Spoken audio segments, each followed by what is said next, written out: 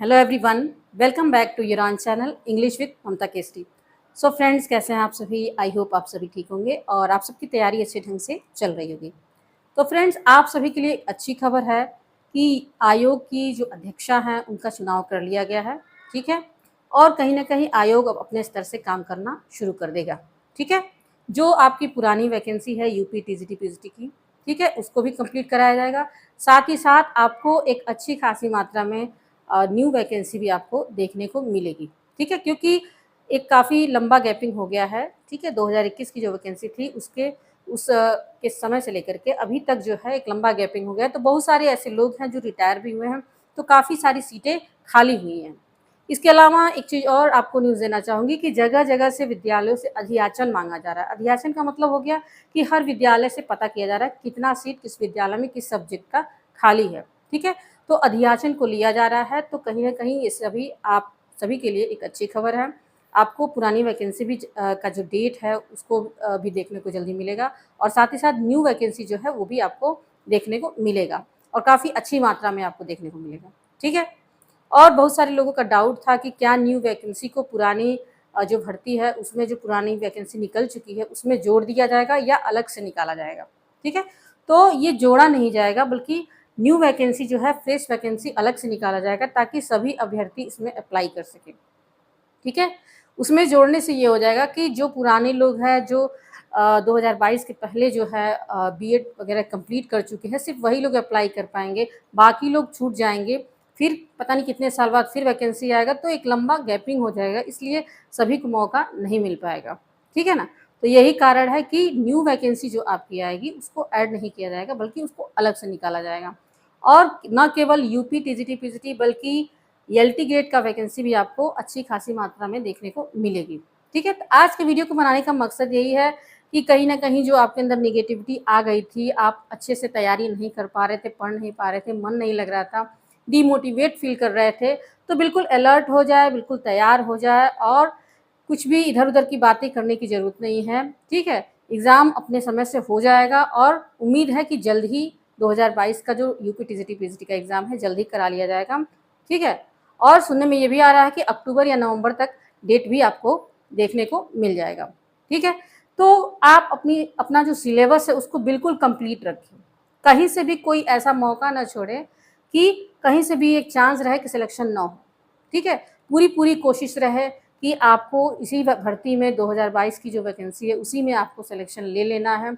यदि किसी कारणवश कुछ पॉइंट से रुक भी जाता है, तो जो इसके बाद जो न्यू वैकेंसी आएगी, चाहे एलटी ग्रेड की हो चाहे यूपी टीजीटी पीजीटी की हो, उसमें एक सीट आपको ले लेना है। ऐसा मैं इसलिए कर रही हूँ क्योंकि आप स्थिति देख सकते हैं कि एक बार वैकेंसी निकलने के बाद 3 साल 4 साल वेट करना पड़ जा रहा है।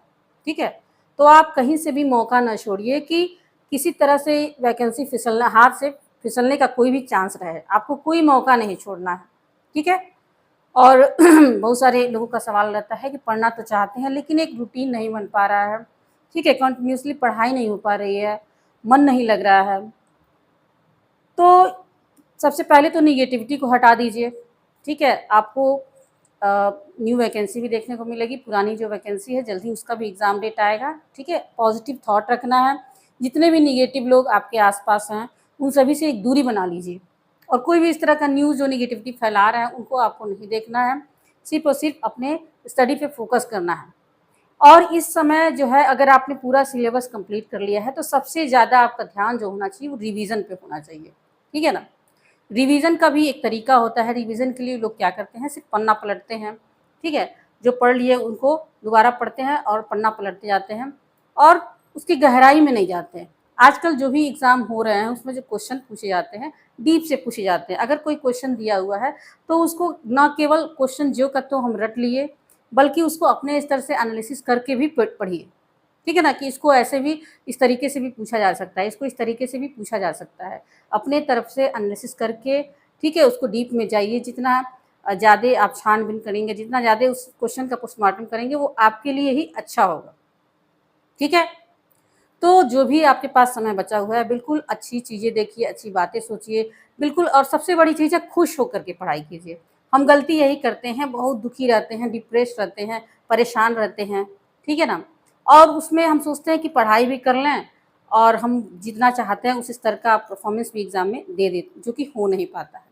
चाहे लाख मुसीबतें आएँ, परेशानियाँ आएँ, ठीक है, बार-बार गिरती रही, बार-बार असफल हो रहे हैं, कोई बात नहीं, बिल्कुल खुश होकर के और बिल्कुल प्रेशराइज़ होकर के नहीं पढ़ना है। बिल्कुल बर्डन फ़ील करके पढ़ाई करेंगे कि सिलेबस इतना लंबा है, कैसे कंप्लीट करेंगे, कंप्लीट नहीं हो पा रहा है, जो याद हो रहा है वो भी भूल जा रहा है, किस तरीके से कंप्लीट किया जाए, ठीक है? बर्डन फ़ील करके पढ़ाई करेंगे तो बिल्कुल आप जो पढ़ रहे हैं वो भी आपको भूलते जाएगा। आपकी कोशिश ये होनी चाहिए कॉन्सेप्ट क्लियर हो, ठीक है?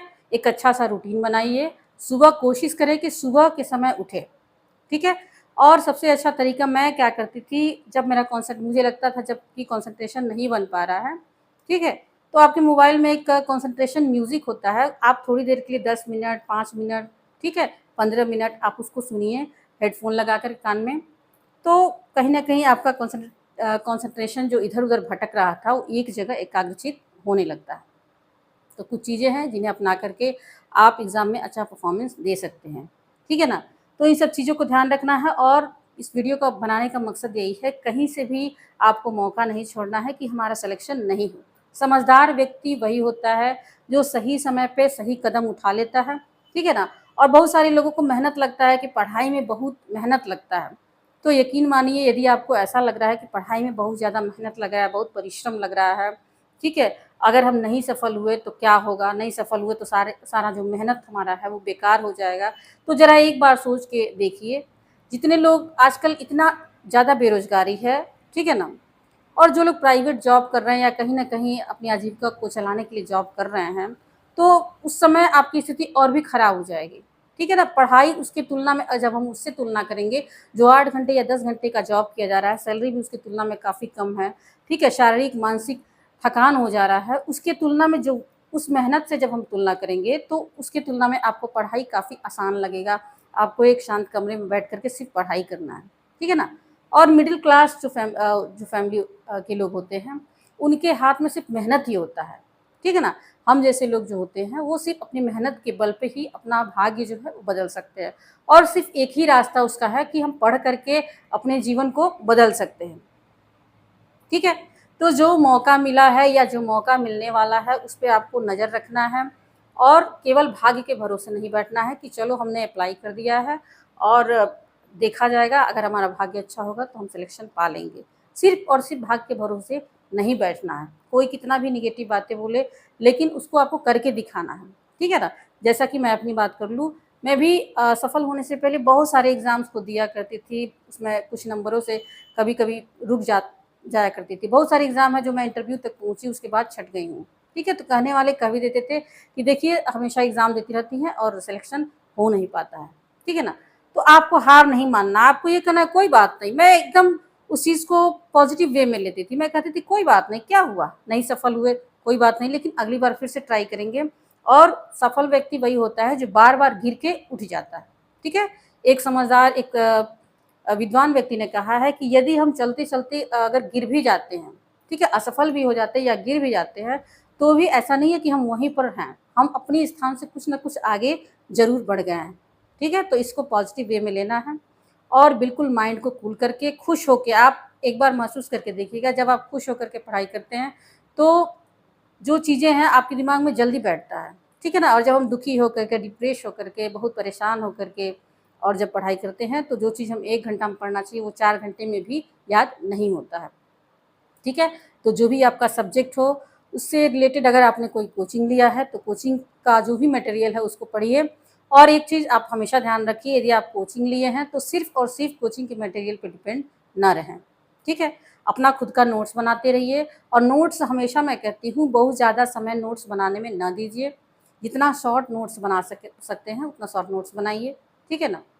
और अपने विषय के डीप में जाइए। हमेशा हर एग्ज़ाम में आप देख रहे होंगे कि जो भी एग्ज़ाम आजकल कराए जा रहे हैं, उनका पैटर्न पकड़िए, डीप में जाइए, ठीक है? उन एनालिसिस कीजिए, एक क्वेश्चन को जैसे दिया हुआ है वैसे उसको ना पढ़िए, बल्कि उसको कई तरीके से अपने स्तर से बना कर के उस क्वेश्चन को पढ़िए और बिल्कुल आपका सिलेक्शन होगा और मेहनत से कभी नहीं घबराना है, ठीक है? क्योंकि यदि आज आप मेहनत नहीं करेंगे, तो आने वाले समय में आपकी लाइफ़ कई गुना कठिन हो जाएगी।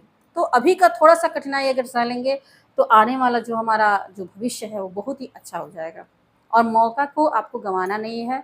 और जो चुनावी फंडा आप सभी जानते ही हैं कि चुनाव से ठीक पहले ढेर सारी वैकेंसी सरकार की तरफ से देखने को मिलता है, तो उसका आपको लाभ उठाना है। ठीक है, वो अपने लाभ की बात सोच रहे हैं तो आप भी अपने लाभ की बात सोचिए और सही मौके का केवल इंतजार नहीं करना बल्कि उसके लिए तैयारी भी करना है। जैसे अगर किसी युद्ध में जाना है तो हम बस इंतजार करेंगे कि युद्ध का डेट आ गया तो उस डेट पे हम जाएंगे और युद्ध करके जीत जाएंगे, तो ऐसा संभव नहीं है। उसके लिए पहले से अस्त्र शस्त्र जो आपके हैं वो तैयार रखना पड़ता है, उसको मजबूत रखना पड़ता है ताकि हम शत्रु को हरा सकें। ठीक वही काम आपको पढ़ाई में भी करना है। आपको डेट का इंतजार नहीं करना है कि डेट आएगा तो फिर हम एग्ज़ाम देंगे और सफल होकर दिखा देंगे। ठीक है ना? आपको अपने अस्त्र शस्त्र जो भी है हर तरीके से एकदम लैस रहना है कि किसी भी तरीके से आप असफलता का सामना आपको ना करना पड़े। ठीक है? और ख़ास करके जो 2022 की वैकेंसी वाले हैं, जो काफ़ी लंबे समय से लगे हुए हैं, उन्हीं लोगों की बारी है। अगर आपको कोई भी डिमोटिवेट करता है कि नहीं ऐसे सिलेक्शन नहीं होता है, जो बहुत ज़्यादा पढ़ता है, पूरा कई सालों से 10-10 साल से तैयारी कर रहा है, उनका सिलेक्शन होता है, तो उनको बिल्कुल उनकी बातों पर ध्यान ना दीजिए। जो बहुत विद्वान है, बहुत टैलेंटेड है, वो आज तक बैठा हुआ नहीं है, वो कहीं न कहीं सिलेक्शन पा चुका है। ठीक है ना? तो बिल्कुल अब आपकी बारी है जो भी लंबे समय से लगे हुए हैं। तो आज की वीडियो का मकसद यही है, पॉजिटिविटी रखिए, हमेशा खुश रहिए। ठीक है? थोड़ा-सा योग कीजिए, मेडिटेशन कीजिए, हो सके तो सुबह के टाइम उठिए और एकदम दिमाग में रखिए कि अच्छी खासी आप सुने ही होंगे कि लगभग 25,000 से ऊपर सीटें जो हैं वो खाली हो चुकी हैं यूपी टीजीटी पीजीटी में। ठीक है?